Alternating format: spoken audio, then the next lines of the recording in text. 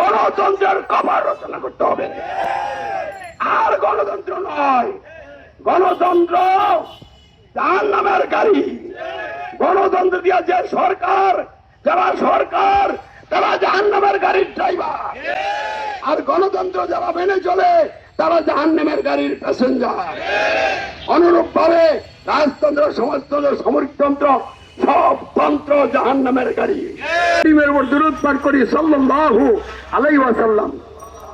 সম্মানিত রাজধানী ঢাকার সচেতন ভাই ও বন্ধুরা, দেশবাসী, বিশ্ববাসী, ভাই ও বোনেরা, আপনার কতকাল ঘুমিয়ে থাকবেন? এবার জেগে উঠুন, গণতন্ত্র সহ মানব রচিত সকল ব্যবস্থার বিরুদ্ধে বিদ্রোহ করুন।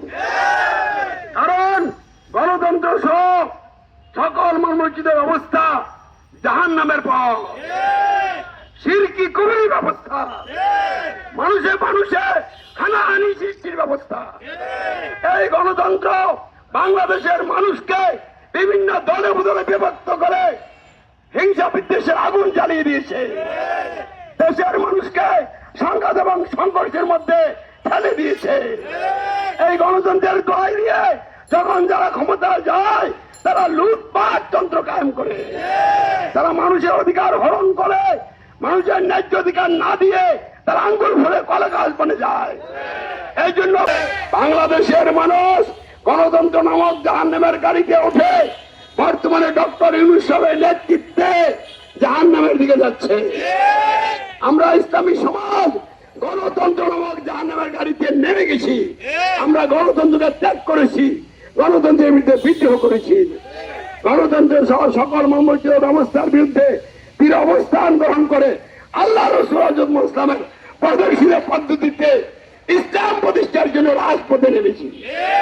আমরা সরকার, প্রশাসন, আলেম ওলামা, পীর মাশায়েখ, প্রচলিত রাজনৈতিক দল, ধর্মীয় দল সকলকে সাথে নিয়ে আল কোরআনকে সংবিধান হিসেবে প্রতিষ্ঠা করে মানুষের জীবনে সুশাসন এবং ন্যায় বিচার প্রতিষ্ঠা করে তাদের সকল ন্যায্য অধিকার আদায় এবং সংরক্ষণের সুব্যবস্থা করব ইনশাআল্লাহ।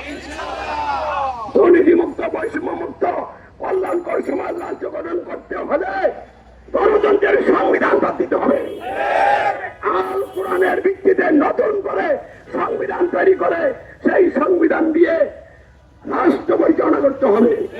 সকল ধর্মের লোকদের জন্য যার যার ধর্ম শান্তিপূর্ণভাবে পালনের সুব্যবস্থা করে দিয়ে সকলকে সাথে নিয়ে সকলের জন্য রাষ্ট্র গঠন করতে হবে। মানুষের আইনটা রাষ্ট্র গঠন হলে রাষ্ট্র সকলের হয় না, যখন যারা ক্ষমতা যায় রাষ্ট্র তাদের হয়। আমরা ক্ষমতাসীনদের রাষ্ট্র দেখতে চাই না। আমরা হিন্দু, বৌদ্ধ, খ্রিস্টান, মুসলিম সকলের জন্য একটা কল্যাণকর রাষ্ট্র গঠন করতে চাই।